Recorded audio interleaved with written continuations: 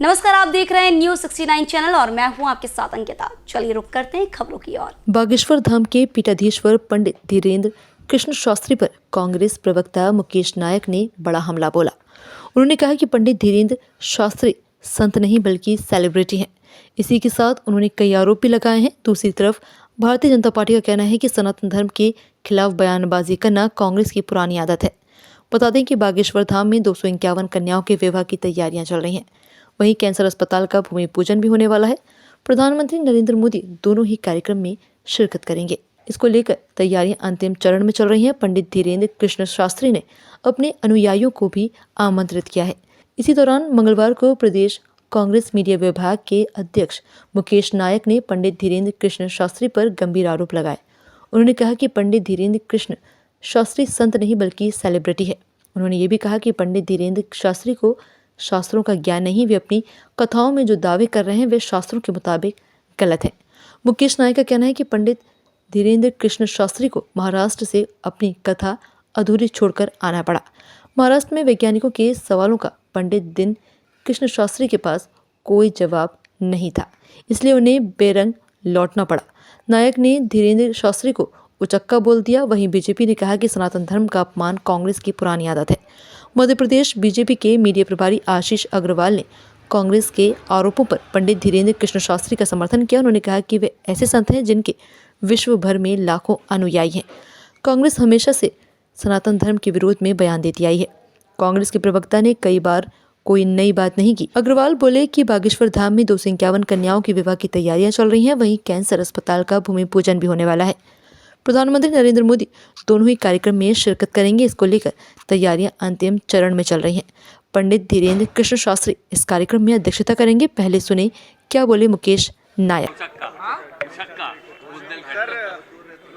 बुंदेलखंड की भाषा का इस्तेमाल करते हुए आपने धीरेन्द्र शास्त्री को कुछ उपनाम दिया है। देखिए, आपने धीरेन्द्र शास्त्री का एक वीडियो देखा होगा। उसमें वो कह रहे हैं कि भगवान राम के 5 बाप हैं। बाप हैं, इस शब्दावली का उन्होंने प्रयोग किया। उन्होंने पिछले दिनों हमारे कुंभ में जिन श्रद्धालुओं का देहावसान हुआ, कहा उनको मुक्ति मिल गई, उनको मोक्ष मिल गया क्योंकि वो गंगा के तट पर मर गए। अब कुचल के मरे, कितनी दर्दनाक मौत मरे, इसका जिक्र नहीं किया है। अनेकों अवसरों पर हमने ये देखा है कि वो सनातन धर्म, संस्कृति और परंपरा की बात करते हैं, उसके ध्वजवाहक बनने की कोशिश करते हैं।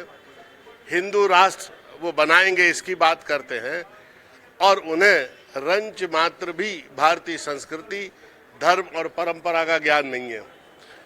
जो ये कह सकता है कि भगवान राम के 5 बाप हैं और राम कथा कहता है, मैंने उनकी राम कथाएं सुनी है, एक बहुत ही अल्पज्ञ तोते की तरह, जिसमें कोई कंटेंट नहीं होता, जिसमें कोई स्वाध्याय दिखाई नहीं देता, जिसकी व्याख्या और विश्लेषण में कुछ दम दिखाई नहीं देती, और रामायण को छोड़कर दुनिया भर के विषय में राम कथा में वो बोलते हैं। उनकी मैंने भागवत सुनी, 18,000 श्लोक का ग्रंथ है। 8-8 दिन, 7-7 दिन भागवत बोलते हैं और 5-10 श्लोक भी नहीं बोलते। ये कैसी भागवत है भाई? और दुनिया भर के गाने गाते रहते हैं भागवत में।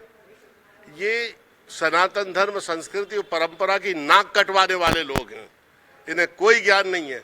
मैं बागेश्वर धाम वाले शास्त्री जी से ये कहता हूं कि ऋग्वेद, सामवेद, अथर्ववेद, धनुर्वेद, गंधर्ववेद, स्थापत्यवेद, आयुर्वेद, शिक्षा, निरुक्त, व्याकरण, छंद, प्रतिशाख, न्याय, वैशेषिक, अरण्यक, ब्राह्मण्य, सांख्य, योग, दर्शन, कर्म, मीमांसा, ज्योतिषमती प्रज्ञा, उपनिषद, शास्त्र और पुराण, ये 27 क्षेत्रों से हमारा वैदिक वांग्मय बना है, जो भारतीय संस्कृति, धर्म और सनातन संस्कृति का आधार है।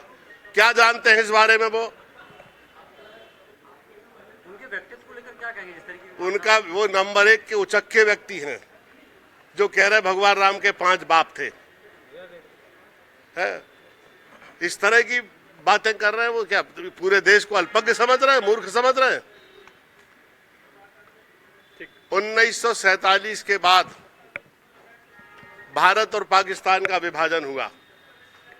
हमारे बाजू में इस्लामिक राष्ट्र केवल धर्म के आधार पर बन गया, तो भारत तो आजादी के साथ ही हिंदू राष्ट्र स्वयं हो गया। अब ये किस तरह का हिंदू राष्ट्र बनाना चाहते हैं बागेश्वर धाम वाले, और अगर बनाना चाहते हैं तो उसका क्या संविधान होगा? 25 करोड़ मुसलमानों के साथ वो क्या व्यवहार करेंगे? संविधान में उनकी क्या जगह होगी? भारत में कहाँ वो रहेंगे, क्या खाएंगे? अल्पसंख्यकों के बारे में उनके क्या विचार हैं हिंदू राष्ट्र बनते समय? हमारे सिख, हमारे ईसाई भाई, ये सब कहाँ रहेंगे?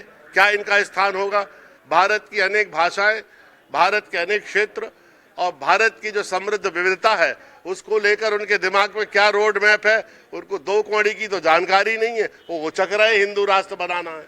देखिए, मुकेश नायक नहीं, ये कांग्रेस के संस्कार हैं, उसका मूल चरित्र है।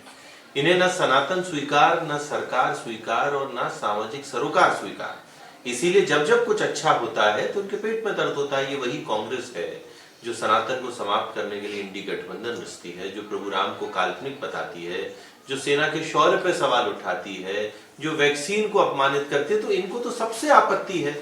ये मध्य प्रदेश के लिए गर्व का विषय है कि बागेश्वर धाम में एक जन सरोकार के लिए समर्पित कैंसर का एक उच्च स्तरीय चिकित्सालय शुभारंभ हो रहा है। माननीय मोदी जी इसको कर रहे हैं और इसका नेतृत्व धीरेन्द्र शास्त्री कर रहे हैं। हम सबको गर्व है उन पर, सनातन पर और हमारी सरकार पर। नर्मदा परिक्रमा वासियों पर इसी तरह की और खबरें देखने के लिए बने रहे हमारे साथ। देखते रहिए News 69 चैनल। जब तक के लिए धन्यवाद।